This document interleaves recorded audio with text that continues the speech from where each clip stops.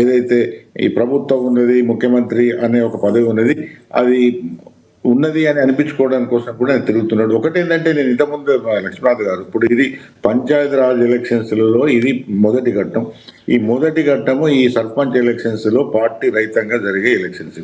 Party రహితంగా జరిగే elections కాబట్టి సహజంగానే ఏ పార్టీ గెలుస్తుంది అనేది చెప్పడం అనేది మనకు సాధ్యం కాదు. ఎందుకంటే అందరు కూడా ఇండిపెండెంట్ గా పోటీ చేస్తారు. కొందరు కాంగ్రెస్ ఇద్దరు ముగ్గురు పోటీ చేయొచ్చు, బీఆర్ఎస్ నుంచి చేయొచ్చు, బీజేపీ నుంచి చేయొచ్చు.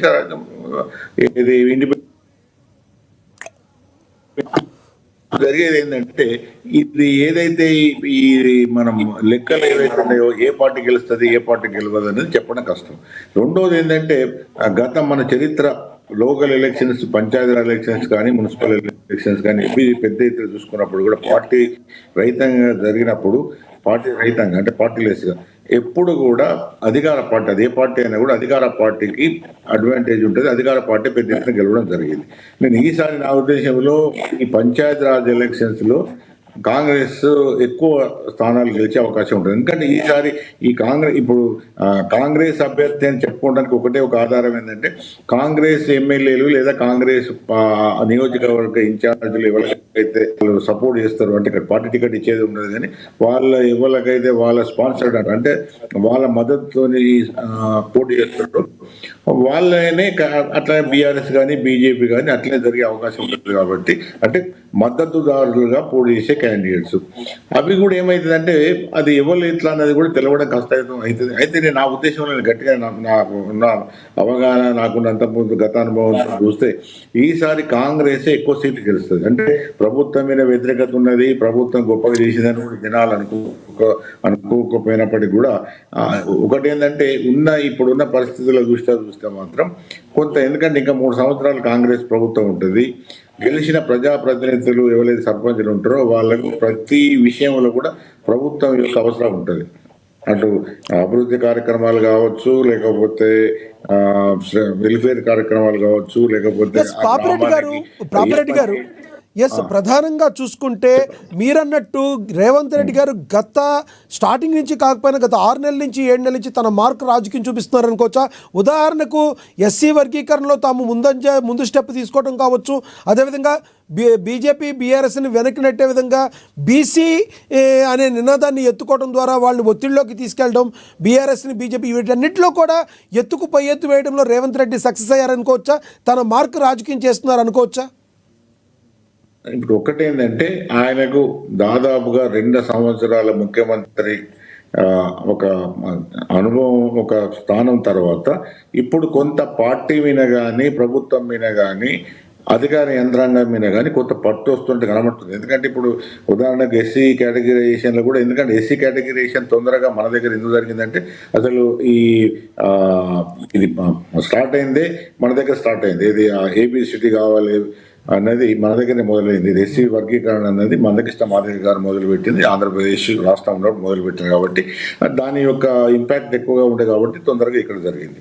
రెండోది ఏంటంటే వర్గీకరణ బీసీ రిజర్వేషన్ అన్నది అది ఒక విధంగా కాంగ్రెస్ జాతీయ పాలసీ ఇక్కడ కూడా పెట్టింది. కాబట్టి ఈ పంచాయతీ ఎలక్షన్స్లో దాన్ని వాడుకోవడము, తర్వాత ప్రభుత్వం కూడా కాంగ్రెస్ పార్టీ కూడా వ్యూహాత్మకంగా ఎత్తుగడగా బీసీ రిజర్వేషన్ అది రాదు అని తెలిసినప్పటికీ కూడా ఎందుకు పెట్టారంటే మీరు అన్నట్టు మిగతా పార్టీలను కొంత రాజకీయంగా ఏది వాళ్ళను కార్నర్ చేయడము, లేకపోతే రాజకీయంగా వాళ్ళను కొంత బలహీనపరిచే ఎత్తుగడలోనే చేశారు. కాబట్టి అది కూడా ఒక విధంగా ఇవన్నీ కూడా రాజకీయ ఎత్తుగడలు. ఏ పార్టీలో అయినా కూడా అధికారం కోసం కానీ అధికారాన్ని నిలబెట్టుకోవడం కోసం, లేకపోతే వాటిని స్థిరీకరించుకోవడం చేసే పనులు ఇవన్నీ తప్పు పనులు నేను అన్నాను.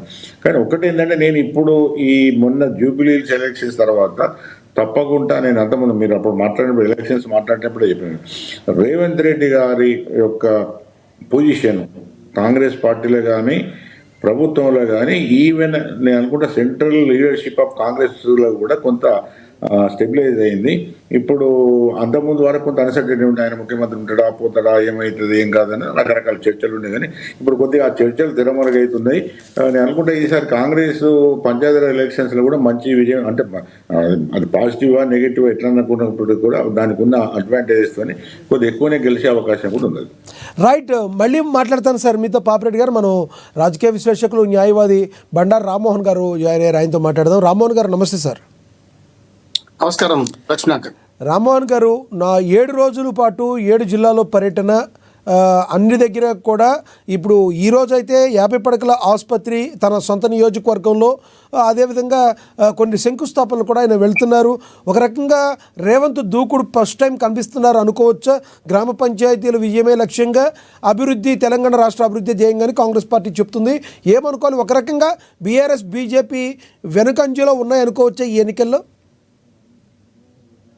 లక్ష్మీనాథ్ గారు, మీకు పెద్దలు పాపిరెడ్డి గారికి అట్లాగే అమ్మాను ప్రేక్షకులకు నమస్కారం. నమస్తే సార్. పాపిరెడ్డి గారితో పూర్తిగా ఏకీపిస్తున్నారు. ఇక మళ్ళీ కొత్తగా ఆయన చెప్పింది వారు చెప్పింది మళ్ళీ నేను చెప్పడం బాగుండదు కనుక పూర్తిగా ఏకీపిస్తున్నారు. రైట్. కాబట్టి న్యాయవాదిగా కొన్ని విషయాలు నాకు సందేహాలు ఉన్నాయి, వాటి గురించి కూడా ప్రస్తావిస్తారు. ఎందుకంటే ఇప్పుడు రేవంత్ రెడ్డి గారు ఒకనాడు కేసీఆర్ గారు చేసిన దానికంటే ఎక్కువ చేసే ప్రయత్నం చేస్తున్నారు. ముఖ్యంగా కొంతవరకు ఒక ప్రణాళిక ప్రకారం పోతున్నారు. నిజంగా చెప్పాలని నిన్న మనం గ్లోబల్ సమ్మిట్ ఎల్లుండి మన 88-9 తేదీలు జరగడానికి రకంగా మంచి ప్రణాళికతో ముందుకు వచ్చారు. అంటే మనకు ప్యూరు రేర్ అనే దాంతో వచ్చారు. అది కూడా మాట్లాడుకోవడం, ఎందుకంటే ఓన్లీ తిరగడం కాకుండా తిరిగే దానిలో న్యాయవాదిగా లీగల్ గా వచ్చే సమస్య చెప్తాను నేను. ఇప్పుడు మనకు రాష్ట్రంలో 1.67 లక్షల మంది ఓటర్లుగా ఇప్పుడు పంచాయతీ ఎన్నికలు ఓటు వేయబోతున్నారు. అంటే ఉన్న 3 కోట్ల మందిలో దాదాపు 55% ఓటర్లు ఇవాళ పాల్గొంటున్నారు. అంటే ఇంకా ఒక మినీ సార్వత్రిక ఎన్నికలాగా వస్తుంది. ఈ దశలో మున్సిపాలిటీల్లో ఎన్నికల కోడ్ లేదని